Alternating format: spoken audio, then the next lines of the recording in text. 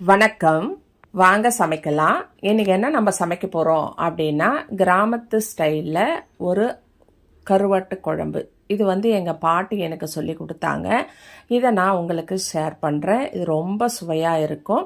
இது எப்படி செய்யணும் அப்படின்னா, ஒரு பாத்திரம் எடுத்துக்கோங்க. அதாவது ஒரு வாணலி எடுத்து வச்சுட்டு அதில் நல்லெண்ணெய் ஒரு 50 கிராம் விடுங்க.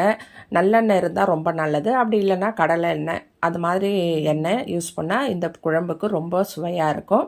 அந்த எண்ணெயை வச்சுட்டு அதில் ஒரு அரை ஸ்பூன் கடுகு, ஒரு அரை ஸ்பூன் சீரகம், ஒரு 6-7 மிளகு, அது கூட அது பொரியும் போது ஒரு கொத்து கருவேப்பிலை அதையும் போட்டு அது நல்லா பொரிஞ்ச உடனே ஒரு 3 பச்சை மிளகாயும் வெங்காயமும் கட் பண்ணி வச்சது அதையும் சேர்த்து நல்லா பொன்னிறமாக வரும் வரை அதை நல்லா வதக்கணும். வதக்கி முடித்த உடனே அந்த வதங்கினே இருக்கும். அந்த வதங்குற நேரத்தில் நம்ம ஒரு மசாலா அரைச்சிப்போம்.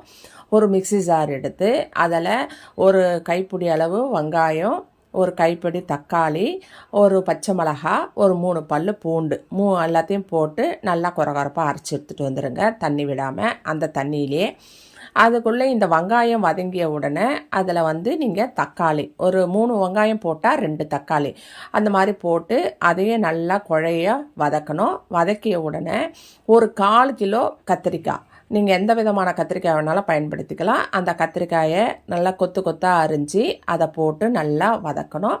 அது கூட ஒரு 2 மாங்காய் துண்டு அதையும் போட்டு வதக்கி, 1 கப்பு உருளைக்கிழங்கு அதையும் போட்டு வதக்கி, 1 கப்பு முருங்கைக்காய் அதையும் போட்டு நல்லா வதக்கி, இது நல்லா எல்லாமே அதிலே நல்லா எண்ணெயிலே வேகிற மாதிரி நல்லா வேக வச்சிடணும்.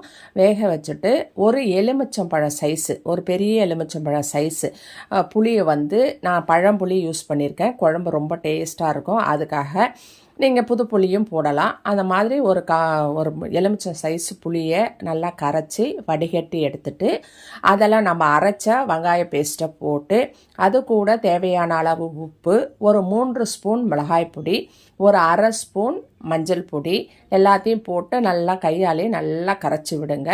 அந்த மாதிரி நல்லா அதில் கட்டி இல்லாமல் நல்லா கரைச்சி அந்த இது குழம்பு கலவையை எடுத்து நம்ம ஏற்கனவே வெங்காயம் தக்காளி எல்லாம் வதங்கி இருக்கு இல்லையா, அதில் இந்த குழம்பு கரைசலை விடுங்க, மிளகாய் கரைசலை. இதை விட்டு நல்லா கிண்டி கொடுங்க.